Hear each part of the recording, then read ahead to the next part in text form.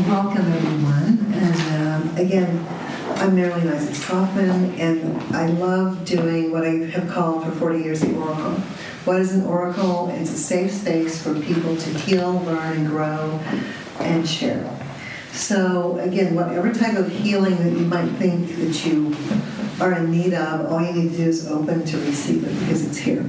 It's a frequency, and when many of us are gathered together, and believe me, there's like a lot of energy in this room. There's many beings of light here, and we're all gathered together.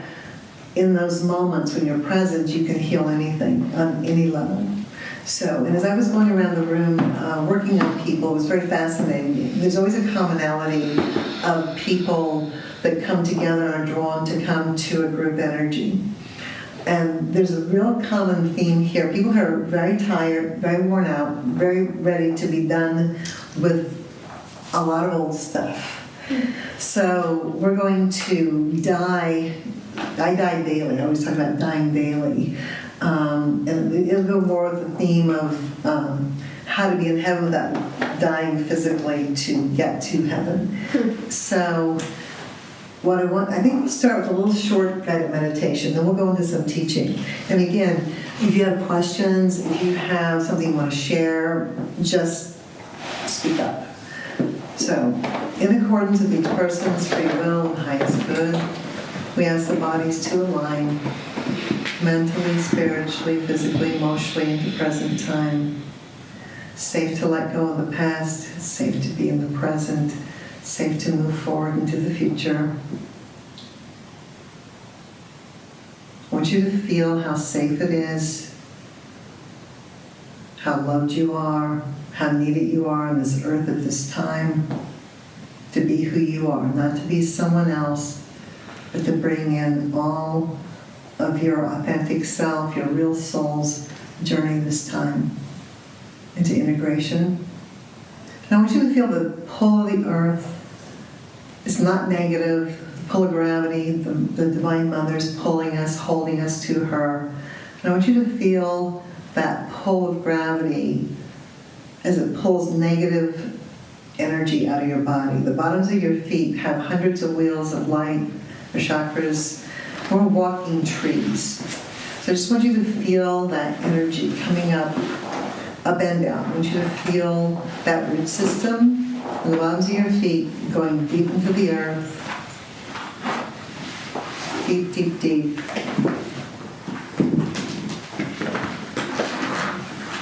And as you feel that rooted, grounded energy, let all the stress, all the fatigue, all the heaviness of the day, of the past lives, of the eons, of the burdens of your soul, just let everything, let it go.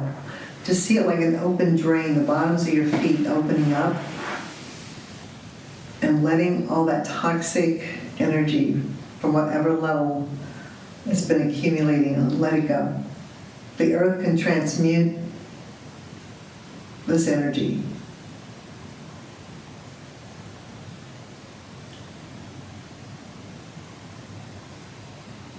And as the earth is really an entity, a beautiful being, I want you to feel the energy, how really safe it is to be on the earth. It's not a time to be afraid. It's a time to know that the earth has her own rhythms, her own movement right now, and she's shaking parasites off of her. So I want you just to feel the safety of the earth. She's not dying, she's not in a negative space like it might look like. She's moving, and she's going to be moving a lot. And I'm a firm believer it's not where you are geographically, it's where you are within yourself as the earth changes are unfolding. So I want you just to feel, especially here in California, feel the safety of being here, being a spiritual being in a physical body on the earth at this time. And just let everything go. Just let all the worry, all the stress, all the fatigue, let it drain out the bottoms of your feet. And the more and more you think of yourself as a walking tree, where you are the tree of life, you'll start to consciously feel that connection that binds you deep in a safe way into the earth. You're probably feeling a tingling on the head because there's a very strong energy here tonight, today, of Divine Mother, Divine Father, and union of the Divine Mother, Divine Father. And I want you to feel the top of the head opening up, the crown, and everyone's connected with the stars, with the star. You have your own star, basically, too. So I want you just to feel that electrical energy of the Divine Father, the magnetic energy of the Divine Mother. And that's a great mystery. We are of the heavens and of the earth. And I want you to feel, again, the masculine aspect no longer wants to be perceived as this thunderbolt, this God that's punishing people. Just as the mother doesn't want to see herself as a victim or being killed or being poisoned, there's a healing of the old energy. And that's that going back to the original garden when there was only one energy, when there was only oneness. There was not a separation. We fell through fear and not sexuality into the illusion of separation. So I want you to feel how safe, how loved and protected you are by both the Divine Mother and Divine Father working together. The dark forces have done a really good job of creating enmity, or the supposed enmity, between male-female energy. I want you just to feel that beautiful magnetic energy pulling that electrical energy of the heavens down through your body, going into every cell, creating new life. We ask all pictures of death to be turned into pictures of life, all pictures of fear to be transmuted into pictures of unconditional love and truth. Safe to remember who you are, why you're here.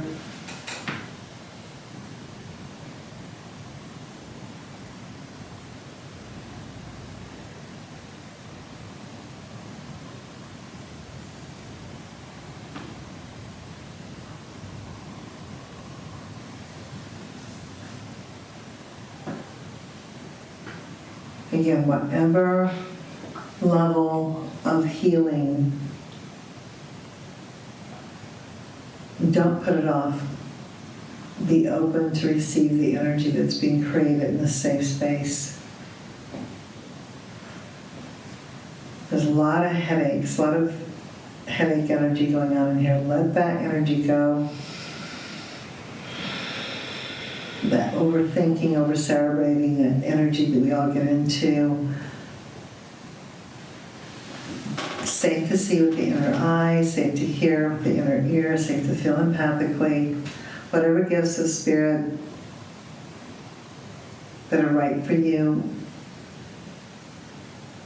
it's safe to feel those, to experience those. As the veil is removed, you're going to have more and more and more and more and more experiences of the oneness. And it's kind of scary at first. So again, it's safe to see with the inner eye, safe to hear with the inner ear, safe to feel empathically.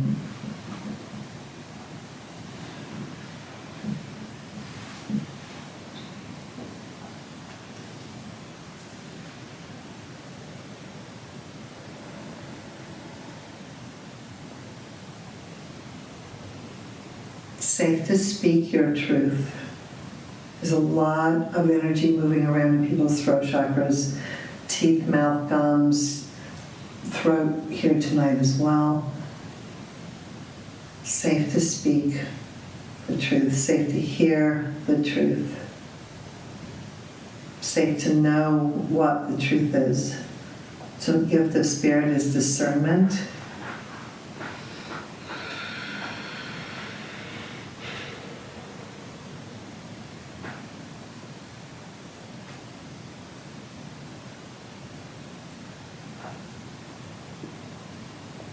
I want you to feel safe enough to come down into the body. If we are a microcosm of the universe, the belly button is the omphalos, it's the center of your universe. I want you to visualize a small you sitting in your belly button, in that solar plexus area, the central sun here. I want you just to let all this energy drop down into the furnace. Let the dross be burned off.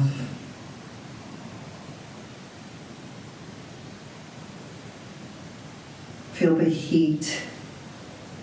This is where we store the ego, the negative and positive aspects of the ego. In our culture, we want to hide our stomachs. We're ashamed of this area of the body. This is your power. This is your central sun. Feel safe to sit right down in that power center.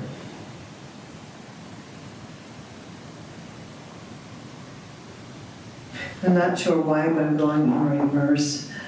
Right below the navel, there's a Buddhic or Christ flame that ignites even more this central sun. So once you go right down into that flame, and just like when you're turning a flame, you're turning on this gas stove, and there's this beautiful orange, purple flame that pops up. I want you just to visualize turning that flame and letting this part of the body really fill up and ignite.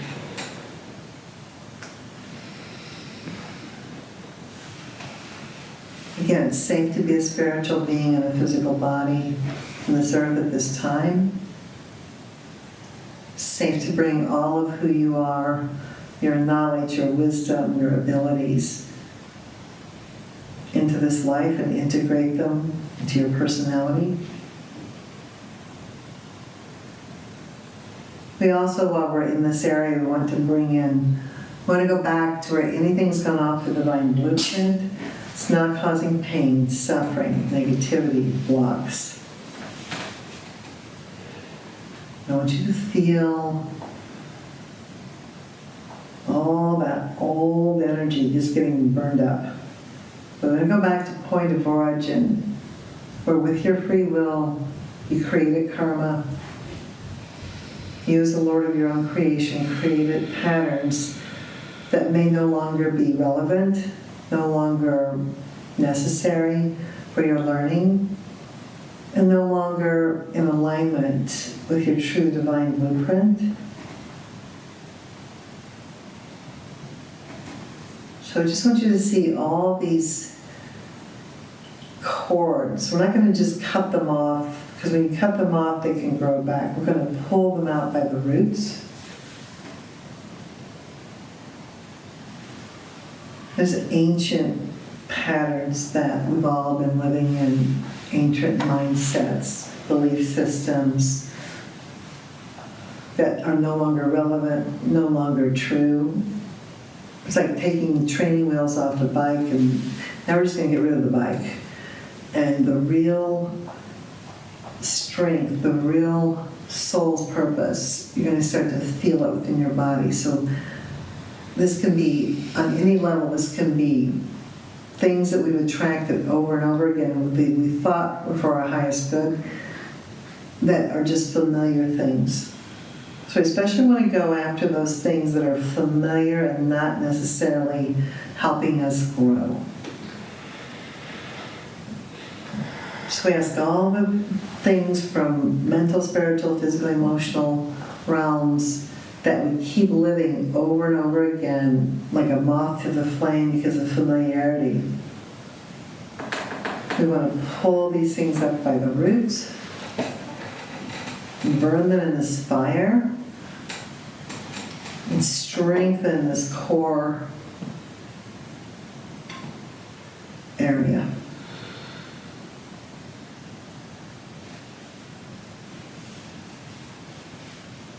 There's a lot of beautiful red energy in here today too. The whole sexual reproductive center of the body has a lot more to do, not just with sexuality or reproduction, but with creating new life for yourself, for others. Not just about having children. You're here to co-create. So I want you just to kind of feel that power of that second chakra, of that area, of all the red energy. Just feel that red energy. And feel safe enough to feel the empowerment and to move and integrate that energy all through your body to create new life, to create new energy.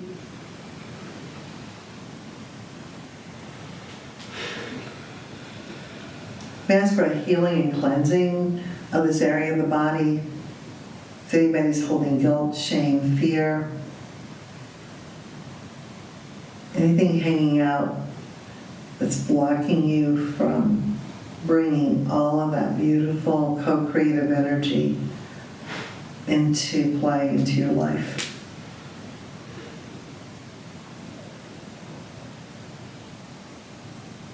I want you to feel that fiery energy expanding, connecting with that red energy.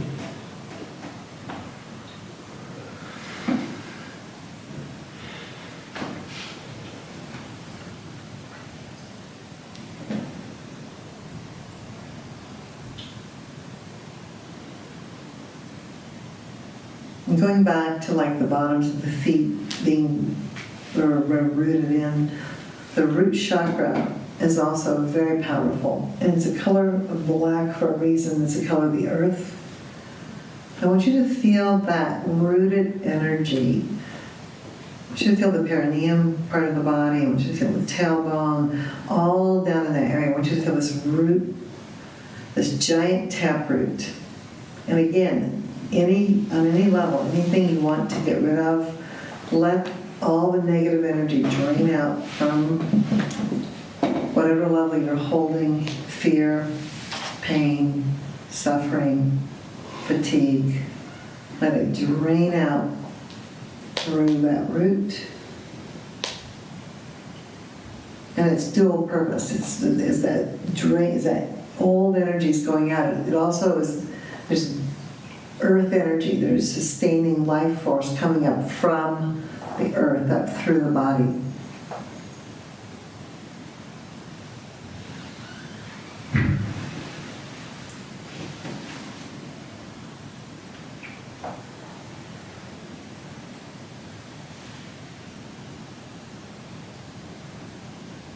There's a very strong sound of the sound current in here as well. In the beginning was the word, the sound. So if you're hearing high-pitched sounds, if you're hearing different levels of sound current, it's extremely, we're in that main of energy, as it's called. That beautiful sound energy is healing, moving, shifting as well.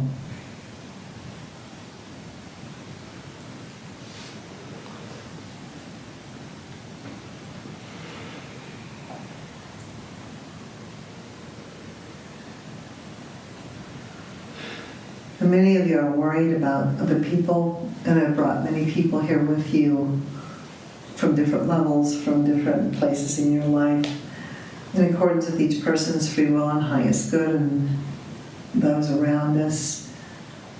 We know they're here, present with us. Let go of the worry. Let go of the stress. Allow the energy just to move out into the universe, out to everything, everybody around us.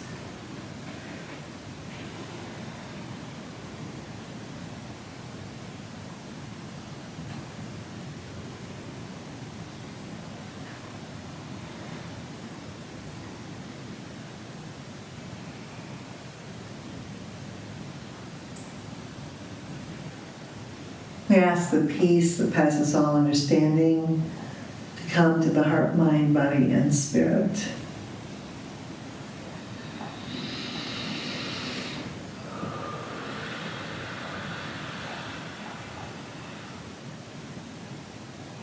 And when you're ready, open your eyes and return to the consciousness of the space.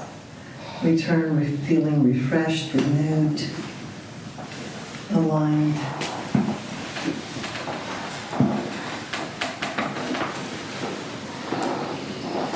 If anybody wants to sit on the floor, there's pillows too. And, I had chairs because I thought I wanted to sit in chairs and anybody else has to. So feel free to get cushions or something else. See, I was calling it male. I said we need male energy, so see. That's great.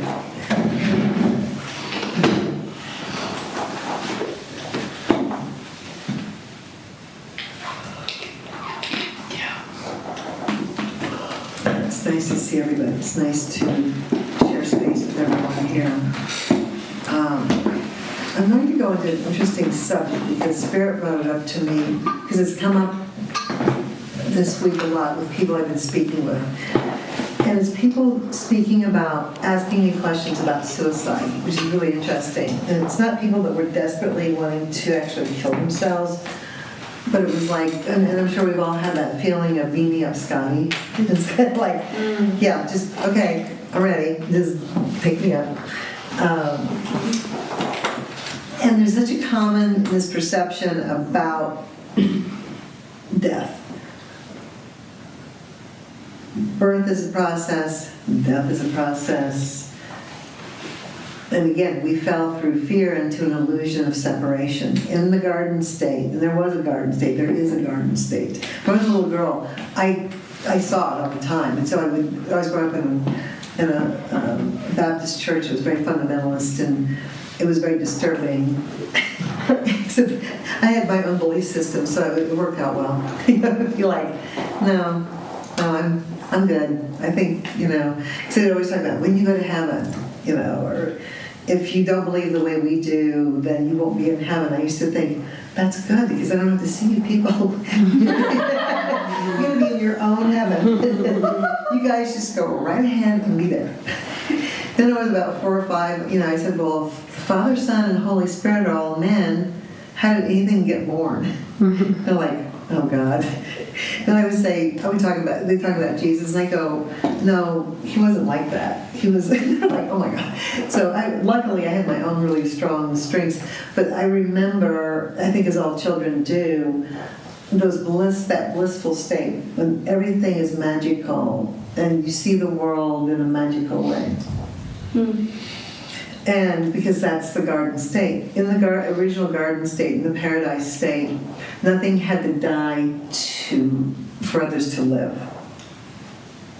Basically, we were kind of breatharians, let's say. I know that there was a state, I remember it. I remember this place where nothing had to die for something else to live. There was nothing about blood sacrifice or all the ideas that as we fell into that illusion of separation, into the duality, we thought we had to kill animals, or we had to kill this, or somebody had to die for us to be redeemed.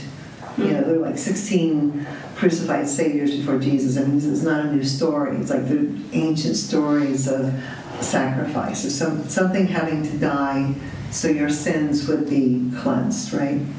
So a long time ago, I started to really want to share with people that this idea that someday, and when you go to heaven, and when you die, when you go to heaven, that's where all this is going to be. No.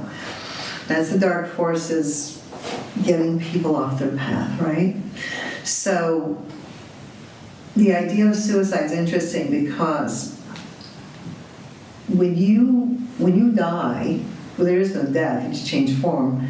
You basically, you are who you are, so you're that same being in the astral realm. And there's many other realms and levels of consciousness that you go through, but you don't get rid of your karma. You don't get rid of stuff. It's not like the beauty of transitioning is that you're forced to see, because you're in a higher level. It's like being up in an airplane, right?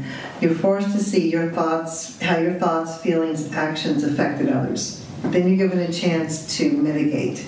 You're given a chance to make right. So that's another concept that people don't realize, is that you don't just die and go to heaven or hell. You learn, you grow, you shift.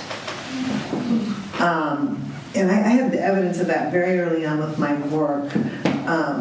You see all the shows where people talk to people's loved ones, and that's interesting, right? And it's not really a dog and pony show, but it can become that, especially the way Hollywood does the stories. Oh, your grandmother left you that ring, or the different, or blah blah blah. It's interesting stuff. When I was early on in my work, because I'm 70 and I've been doing this for 48 years full time. Long time.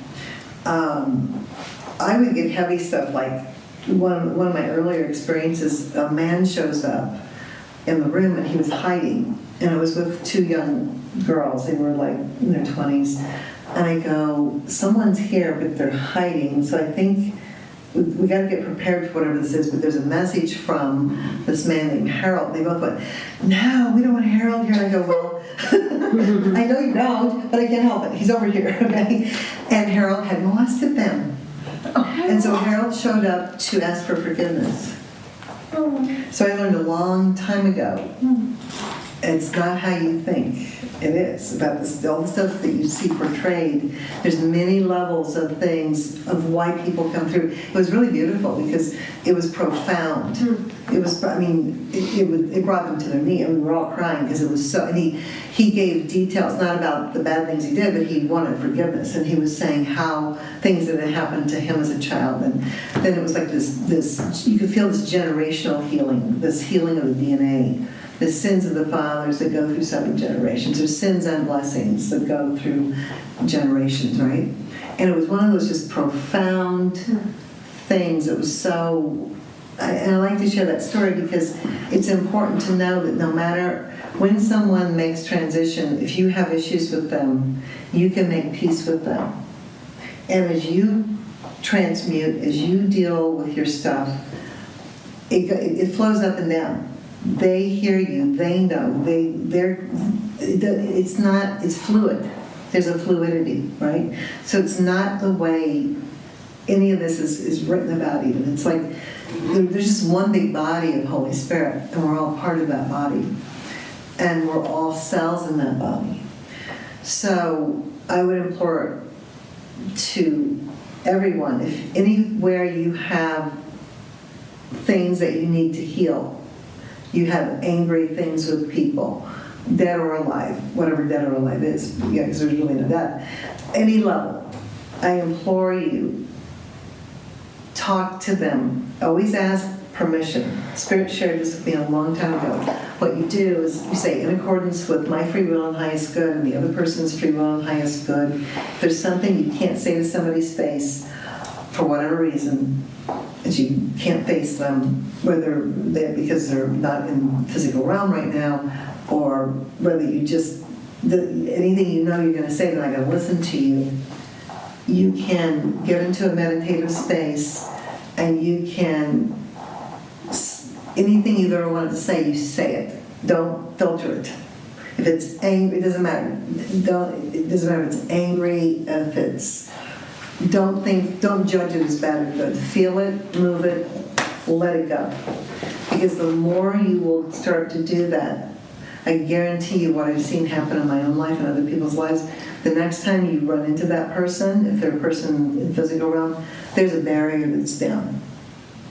Because there's been a healing already. There's already, again, we have that illusion of separation. So just because we are with somebody doesn't mean they're not with us. And I know from my private sessions with people, anybody and everything that I talk about in the sessions, I think that people might as well be there. And there's always evidence of it. There's always things that happen where immediately people will hear from people and they go, what were you, especially when I run energy, they'll go, I had this really weird sensation about 5 o'clock. What were you doing? Especially if somebody's close to somebody, they'll actually feel it in their own bodies. So again, start to think of everything as one body.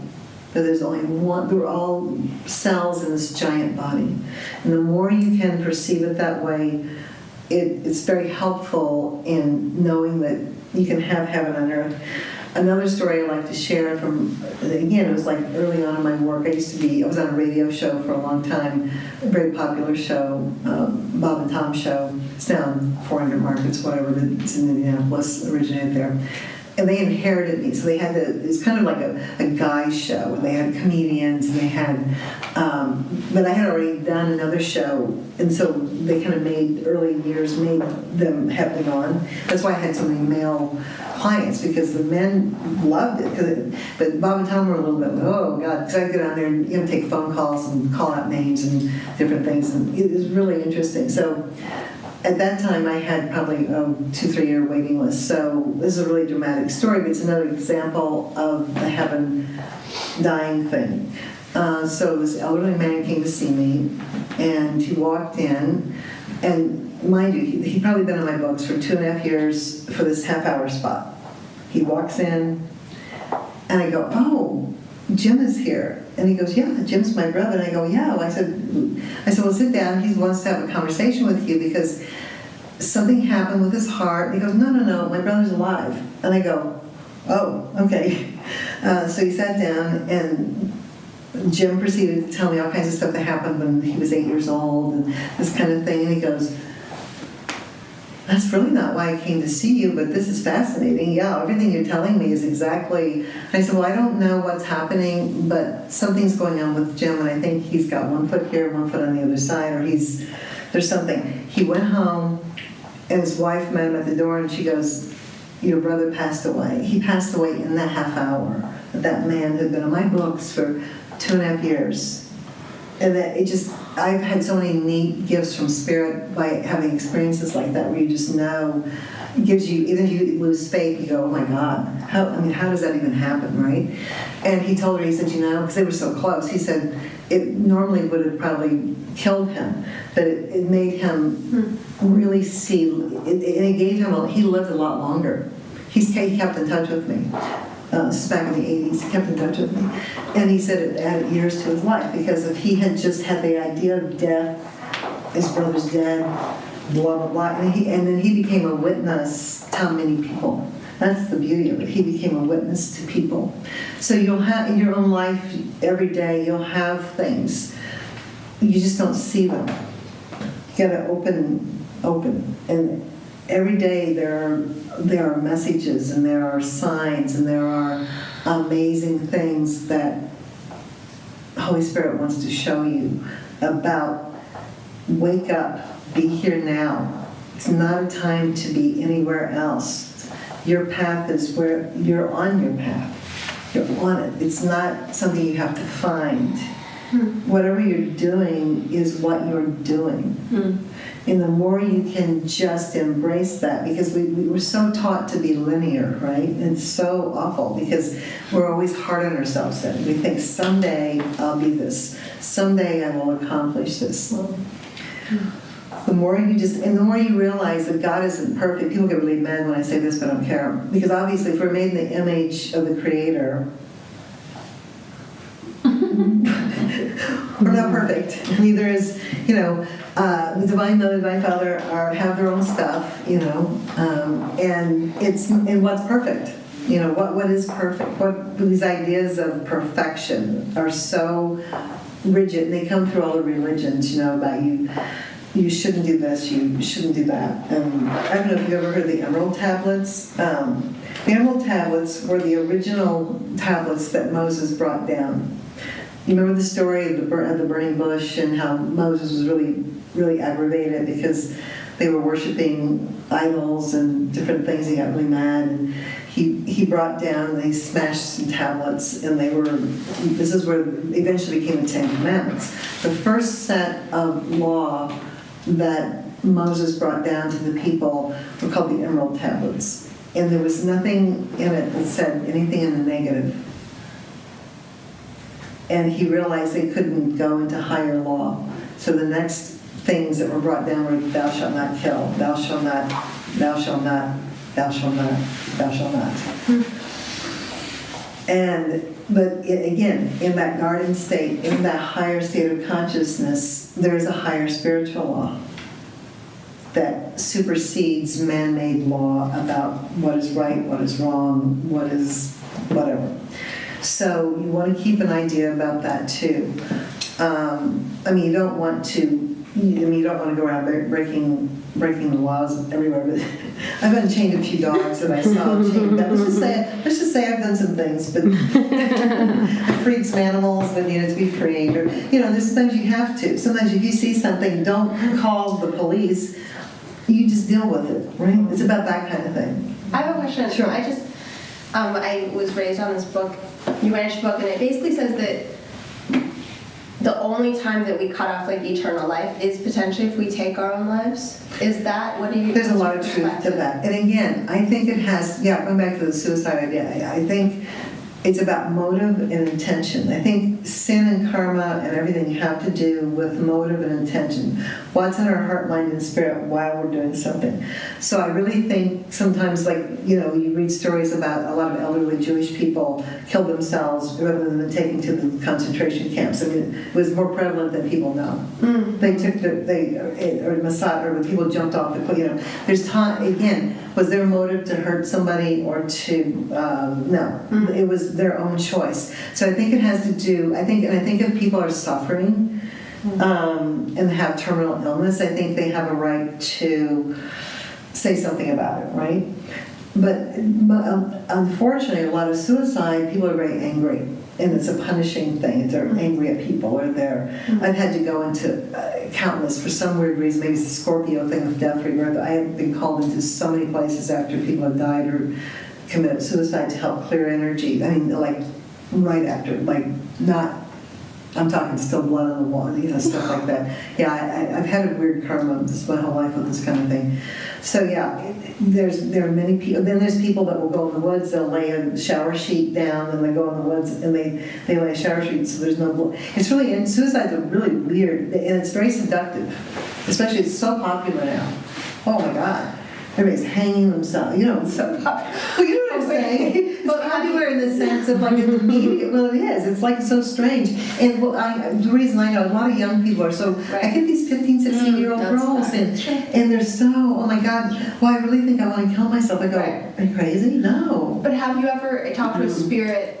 So sometimes at the intention. It's motive and I think it's motive and intention. Have you met a spirit that had killed themselves? Yes, absolutely. That's interesting. Yeah. No, the Rancher book was really huge. Of course, when I'm the same age as your mother. Yeah, as we read that back in the 60s and 70s. It's fascinating. If you've never read the Rancher book, you should read it. It's a fascinating book. But it's a great question because, I think that's what constitutes karma. All karma is for every action there's an equal and opposite reaction. So when and people are really big into reading the Akashic records. What the Akashic records are, it's a living vibratory record. Everything you think, feel, say, and do goes out into a readable record. In the Bible, they call it the Lamb's Book of Life. Different religions have different terms for it, but if you think about it, it's a real thing. And that's a lot of I've been in 7 paranormal movies, but my whole thing is not to evoke spirits, but to heal things. And it was very unpopular because of that. Because there's a lot of people make a lot of money from those places for the ghosts, and they even open up bigger demonic portals for things to come through. But a lot of what people actually hear, especially in old schools, you'll hear children laugh because it's not in a creepy way. You'll hear it's not because they're dead.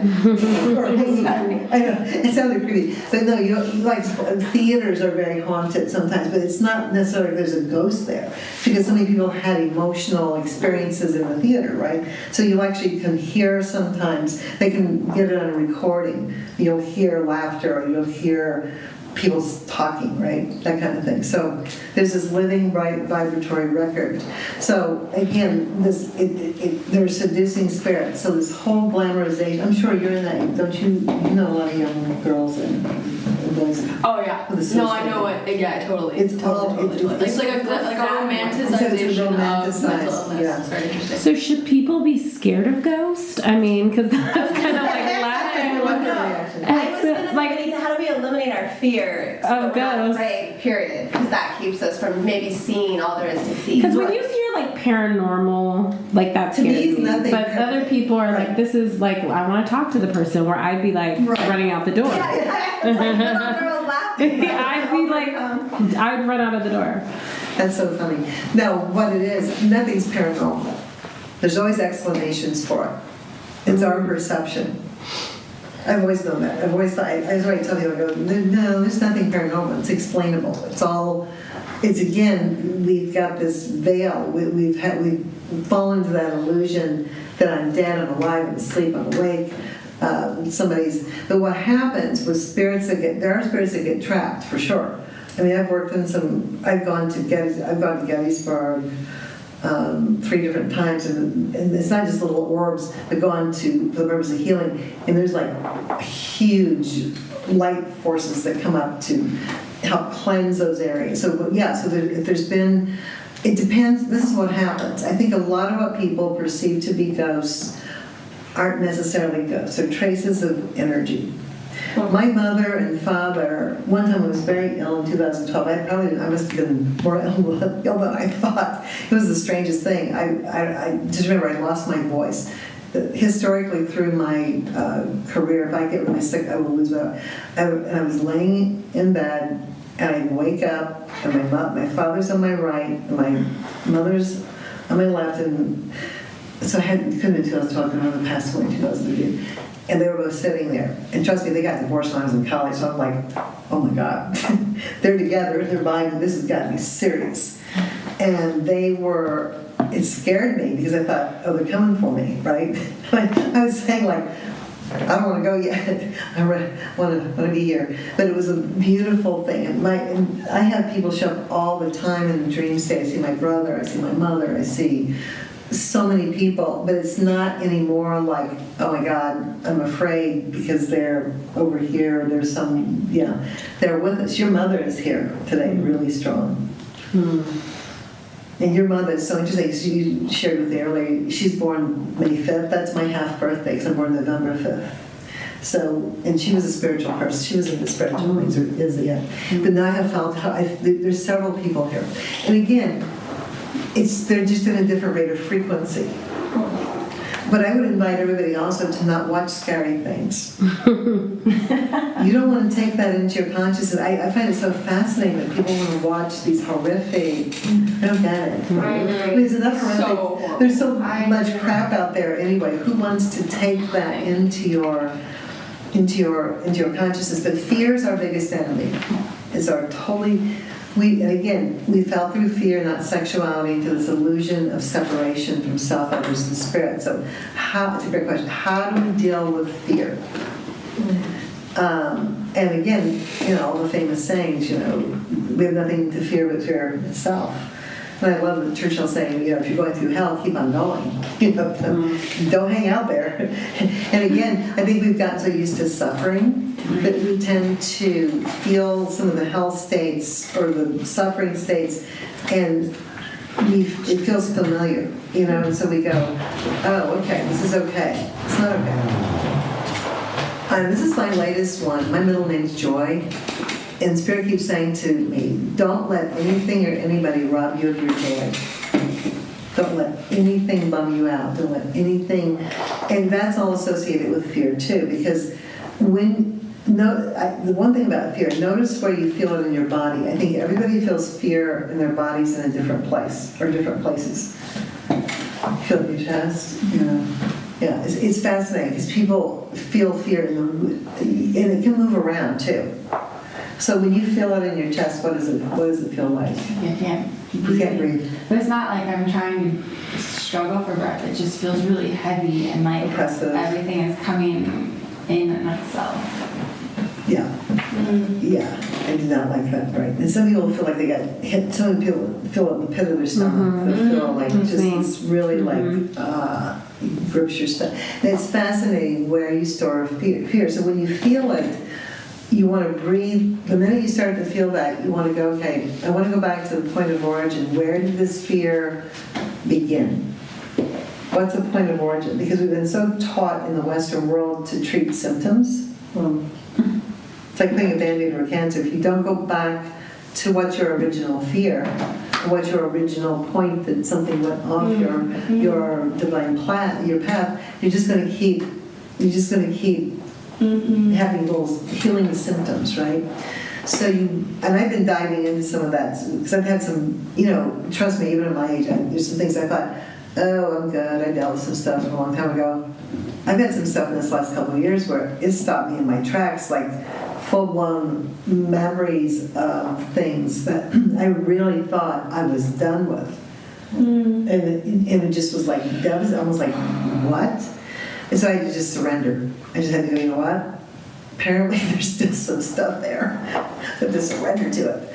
And in that surrendering, and that's what I would pray to say, I go, I want to know where this stuff started, and I don't want it anymore.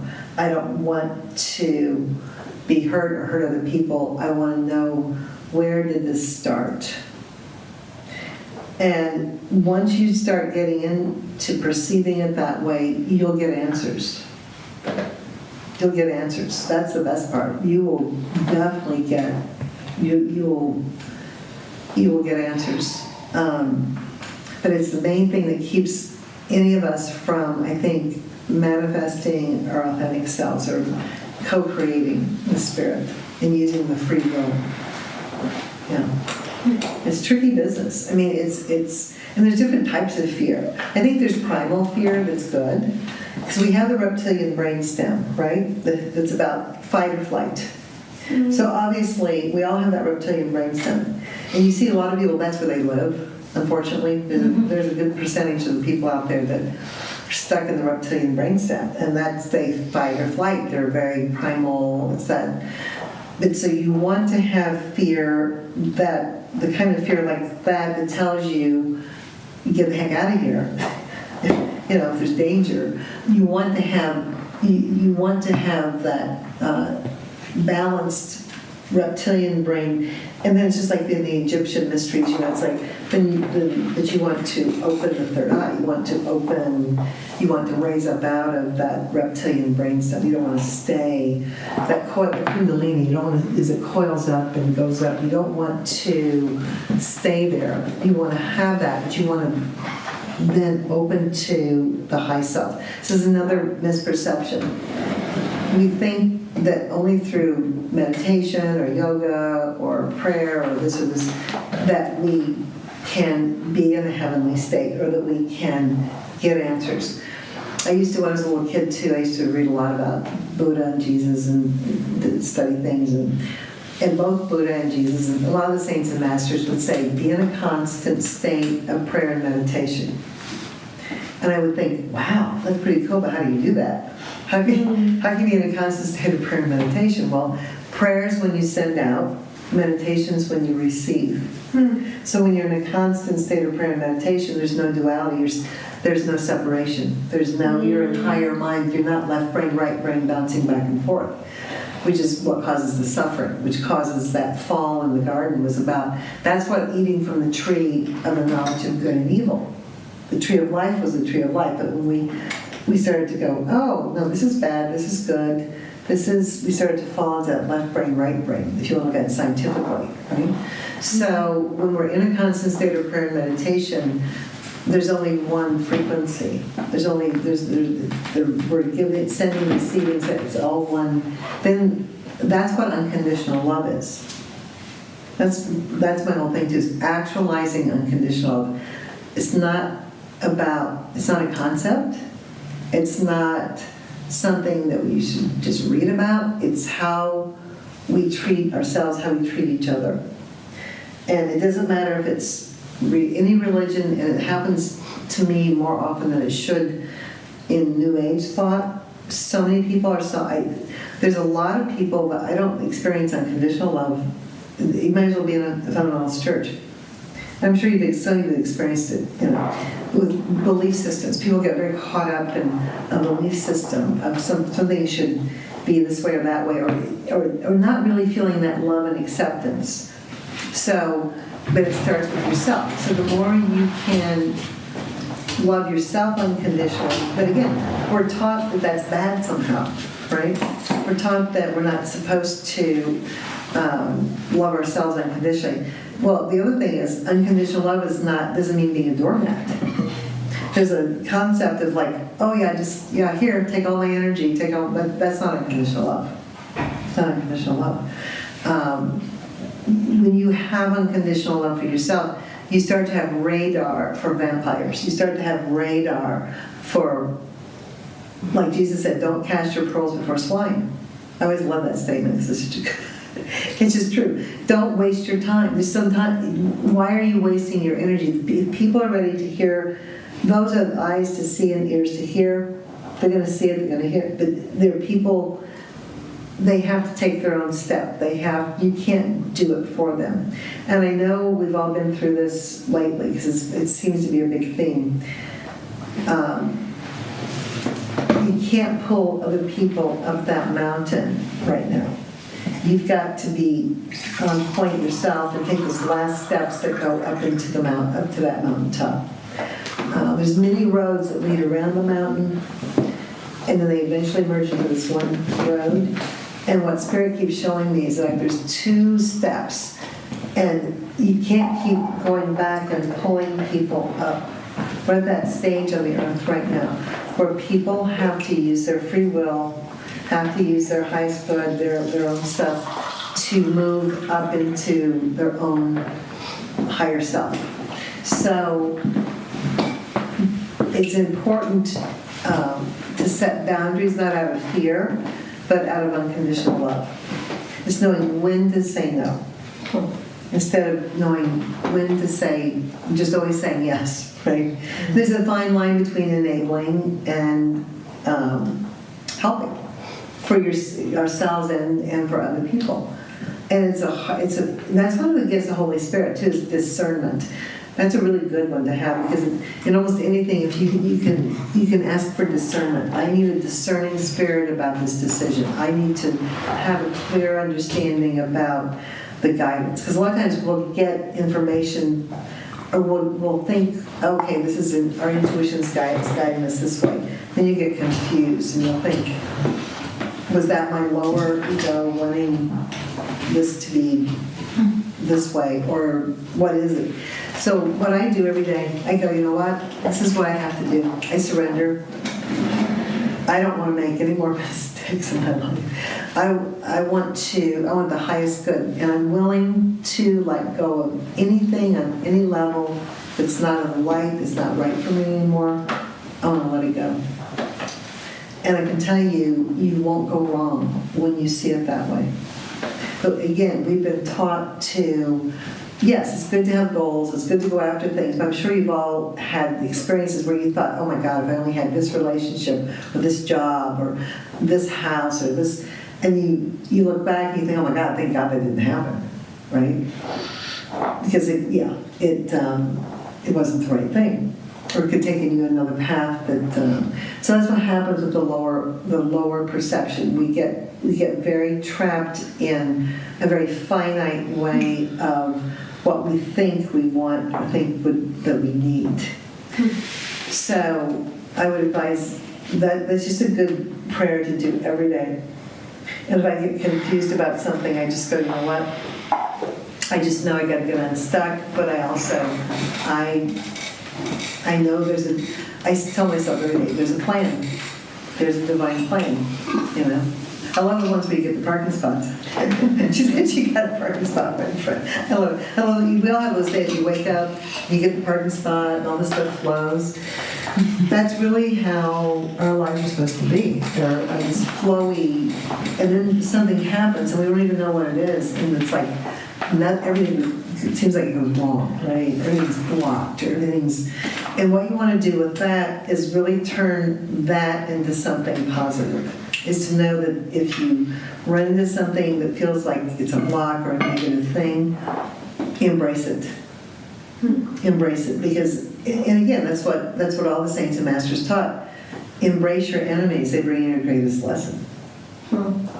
You learn from it, and it's again letting go of that attachment to things, letting go of the perception of things as dual.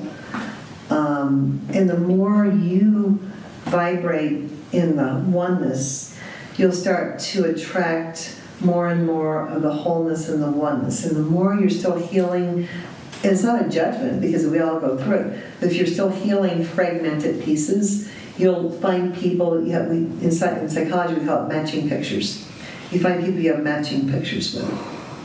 And so and then what happens, we've all had those stories, you find somebody with a matching picture, but then one person grows up and the other person doesn't. And then it's like, ooh, I don't like this matching picture. And something doesn't match anymore. And that's what codependence, that's why it's very painful with relationships. Because at one point, somebody might seem really perfect. You meet this person and it's like, oh my gosh, they fulfill this need. And then if you grow and the other person doesn't, it's probably one of the most painful things. Because most of the people that we meet on this earth at this time, because everybody's back, are people we've known before. When you get into relationships and you've been around the block with these people. And so it's one of the most disappointing things when you meet somebody and you have these spiritual contracts and these different things, those are all real things, and it's going along, and all of a sudden, for whatever reason, fear steps in, the other person, or you, or whoever, once there's this fear and there's a control. When people are fear-based, they want to control or they want to be controlled. That's all it is. And it's a basic human kind of thing too. So you really want to look at ways that you exert control or allow people to have control over you. Then you'll see how to get up into higher space with that. It's tricky business, but once you get into it, it gets very lonely. I mean, I've had times in my life that I'm very lonely. I can remember my birth and where I was before, so even when I was a little child, I used to tell people, I said, I feel like this. I was an Indian scout sent out ahead of the tribe to send back smoke signals, to tell people what was going on. And it was a good job, but it was kind of lonely because you're kind of like 2 steps ahead of, in a way, you're perceiving things, right? And everybody has their things like that. I mean, there's positive things to having certain gifts, but there's also other things about it. So I've tried to use the different gifts to share my experiences with people, and to know that everybody goes through death, hell, and the grave. Everybody goes through the archetypical journey of the soul of suffering. It doesn't matter who you are, you go through it. And you don't even know why. Sometimes you just start crying, there's just a huge healing that's going on right now because we're all being forced to heal. There's you can't escape it. Kind of like that, nowhere to run, nowhere to hide. And it's not fun sometimes. That's for sure. It's like, there's some days I just go, oh God, this is so, it's too much. It gets to be too much. And when it gets to be too much, you don't run away. I can tell you the worst thing you can do is run away. You can't run away. It will find you. Just like when you make transition, you're still there with you. There's no running. There's no running. Does anybody else have questions or anything you want to talk about? Because there's so much going on for people right now that definitely pay attention to your dreams. Ask for dreams. Ask to remember the dreams. Like before you go to sleep, just kind of say, if there's anything I should know, let me have a dream about it, let me remember it. And start writing them down. And you're going to notice that the dreams will become more and more lucid. And people that you encounter, you get to, I used to have dreams when I was younger about being chased. Then I got to the point where I thought, no, I don't want to be chased. And I would chase the other, whoever was chasing me, then those kind of dreams stopped. So you have a lot of power in dreams, because in the dream state, there's a lot of potentials. That's how deja vu happens. You've ever been, I'm sure all the time, having a conversation with somebody, and you think, oh, wait a minute, I already had this. All the time. All the time, right? And it's because you have, in this higher state of consciousness, you've already had, you're having those experiences. So when you're in that dream state, know that going into the dream state that you can affect change. I really think a lot of horrific dreams sometimes are past life things that have happened, but I also think there are things that are happening so we don't have to bring them down to this level. So we don't actually have to bring them into actualized form. They're potentials, right? And so we dream about them so we can work through it and not manifest it, because the physical realm is the last stop. Everything first starts in the mental, emotional, spiritual, then becomes physical. Yeah. Yeah. And one of the toughest ones of all, and this is the hardest one, I think, for people on this level, is taking things personally. Because it is, of course, it is personal, and it feels personal. And it's like, so when something happens, and when you feel activation, again, feel where is it in the body, and why is it really pushing my buttons? Again, then you can kind of go back to that point of origin of this pushing of where it is in your body, mind, spirit kind of thing. And a good example, probably about 20-30 years ago in an oracle, the Spirit showed me this. It was really the archetypical journey of when Jesus became the Christ. No matter if you want to look at it as an allegorical story or a real story, however you want to view it. But the meaning of it is this: when Jesus was abandoned by everybody but the female disciples. The Marys were all there. When he in the Garden of Gethsemane, Peter denied him 3 times. The different archetypical stories that happen. And always remember, there's always 24. That like the hours of the day. So the Knights of the Round Table. There's 12 men. There's 12 women. There's 12 women disciples. There's 12 male disciples. Always, always, always, always. In anything, you'll see that there are 24, and if you look at the stories and you see the characters, you'll see there's 12 matching people to the archetypes, right? Then the person who is the savior or the leader or whatever is the embodiment of all of the aspects of all the archetypes, both male and female, and a lot of figures in history that were very evolved are very androgynous, right? There's an androgyny there. So it's part of that journey of the death, hell, and the grave, and when Jesus said, you can do all that I've done and more. And finally, at the end of it, he was so distraught. He goes, Father, why have you even forsaken me? And in the moment that he felt that God had forsaken him, he got it. He said, Father, forgive them. They know not what they do. And that's what happens with people when you go, no matter how much somebody's hurting you or being mean to you or whatever's happening, when you understand they don't know what they're doing. These hate crimes, these different bizarre things that are happening. I thought it was so fascinating in Poway, is that how you pronounce it?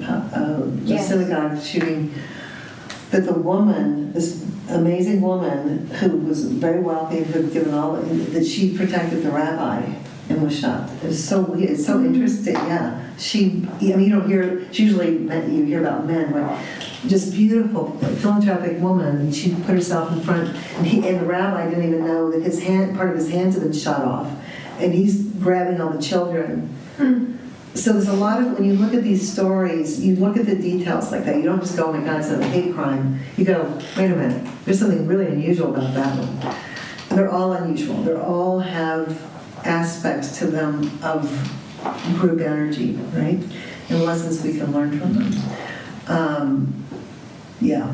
So it's an exciting time to be on this earth, but it can also be a very scary thing. But know that there's really no true news on any channel, whether it be Fox or CNN. It's all disinformation. And you'll have discernment about what you want to hear and filter.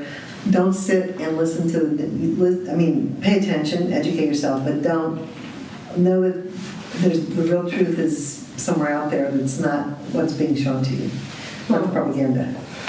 I have a question, unless you're... No. Well, how do we transmute a karmic relationship into a dharmic relationship? It's amazing how once you have a mirror that's just so triggering, it's can take up a lot of energy. If it's like not until it becomes dharmic. Yeah, totally. And the difference between karma and dharma is this. Remember there used to be that TV show called Dharma? Dharma and Greg. Exactly, right. Dharma and Greg, exactly. Karma is when, again, it's for every action is equal and opposite reaction. And it's learning through repetition, right? Dharma is fulfillment. It's when you no longer walk away and think, I wish I would have done this, I wish I would have done that. When you fulfill whatever moment that you're in, it's that fulfillment. You're just present. And it is one of the hardest things in one-on-one relationship is when the karma is there, but there's also, because there's so much you can learn from each other, it leads to the path of dharma. Mm-hmm. But it's tricky business because it's so activating, and it does take up a lot of energy. Mm-hmm. And I think it comes down to surrendering to just being present in it and know that it is a journey, and know it's like peeling away layers of an onion. You know, we strip away things, and then there's still things that are going on. But yeah, it's a tough one. I'm telling you. But I think that's the theme of what's going on the earth right now. I think real couples, again, it's that return to the garden. The inner psyche of a male is female, the inner psyche of a female is male. We have an inner soulmate. Mm-hmm. So again, I think even when you're in a relationship, keep doing work with your inner soulmate. Mm-hmm. The more whole you can become within and make peace with the inner male, then you're going to have more peace with the outer man. Mm-hmm. And same thing, men, if they make peace with their inner female, Jung called the anima and the animus. So it's just like what the yin yang sign. Everybody has a little bit of, the more men make peace within. I got a really interesting question somebody sent me today, and somebody I've known for a while, a young guy, and he goes, how can I, are there any books I can read? How can I treat women better? That was a really interesting question. And I go, well, what do you mean? And he was saying how, that it's not that he's a womanizer, but he loves women. But he doesn't want to give women the wrong idea. He's a young kid. He doesn't want to settle down with somebody. Where's that fine line of loving and adoring women, but not hurting them or leading them on? It was a great question, I thought. I said, first start with the book, Men Are From Mars, Women Are From Venus, because it is a great book. I mean, there's truth to that, Men Are From Mars, Women Are From Venus book. And I said, you got to stop thinking about separation.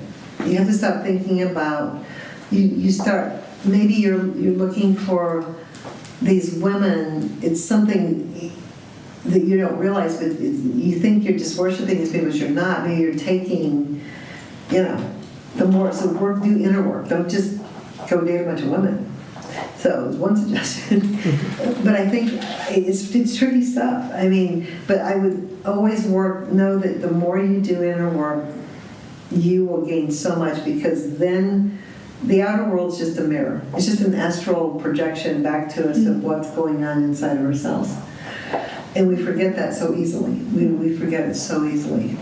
So does that apply to generational wounding as well? Because I think that is a very interesting in terms of when people are trying to find their heaven on earth, right? Yep. To the topic, yep. It's hard to do that when you've got a lot of generational wounding or trauma or things like that. And the thing to know is that your spiritual DNA is higher than your physical DNA. Every day of the week. Totally. We have our own spiritual DNA that 10 times, 100 times stronger than your lower physical.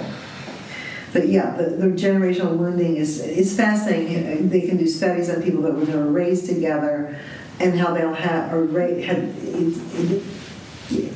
nature, nurture, all the different things they do. That's why people can be born into a family and things turn out so differently for people that were treated the same way or had different things happen because they had their own soul took them out of the generational wounding.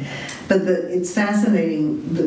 The more you know that it's real, that in your DNA, in that lower DNA, there are not only physical things, there's emotional patterning that's happened over and over, and the stories are amazing how when you start to dissect. I think the family tree thing is really fascinating. A lot of people, I've had all the different DNA testing, they're all different, believe it or not. They all study a little bit of different things. And the thing I've seen that's been interesting for people, the more they've pursued and met other people or looked at family stories, they go, and this is people that are into spiritual things, they'll go, oh, it's really weird. My great-grandfather, blah, blah, blah, this happened and this keeps happening in our family. They'll read stories about the ancestors and then they find out that, the same thing. It's like same thing my father and my mother both, not that long, came from very interesting backgrounds where there was a lot of power, a lot of money, different things, and through different ways lost it or was taken away or just weird reoccurrences of things like this. The more you look at it, and that's a good way to look at it, though, is to go, what are your family stories? Go into family stories. Mm-hmm. And go into what you know, ask questions. Because people didn't used to ask anything, like about people's, what happened to you when you were a child. Another way to heal that is to get rid of roles. When we think of ourselves as a role, when we think of somebody else as a role, then we have negative and positive expectations of the role, especially I think with parent-child, and then we don't really have a good relationship with people because we think we should be this or they should be that, and we get hung up. They were just people. They were babies. They were children. They were whatever. They had things happen to them. They did the best they could do kind of thing. So getting rid of roles works a lot with healing, I think, the wounded stuff too. But it's a very real stuff. We'll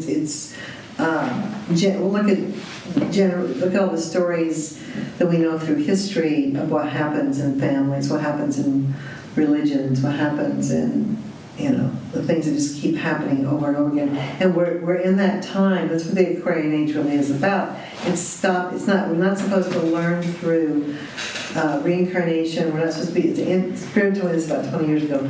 Reincarnation is an antiquated system. And we're supposed to be we're supposed to stay in our bodies. I believe the stories where people live to be 600, 700 years old. I'm pretty sure of it. I think that we're supposed to hang on to these bodies. It's too hard to go in and out. It's a lot of work to have to, so you might as well stay. That's why I figured, so I'm going to keep getting younger. Instead of aging. I'm just going to keep it real and keep it, but sometimes to feel that, you have to face death. Mm-hmm. You have to die to be reborn. So I do that a lot. I think about, I'm not obsessed about death, I think about it, and then I push through it. I think, something happened 10 years ago, now I go, then I add another 10 years, I think I'm going to be 80, and I'm like, then I go, no, I can't. No, it just seemed like that other thing was only not that long ago, it was 10 years, It's all relative.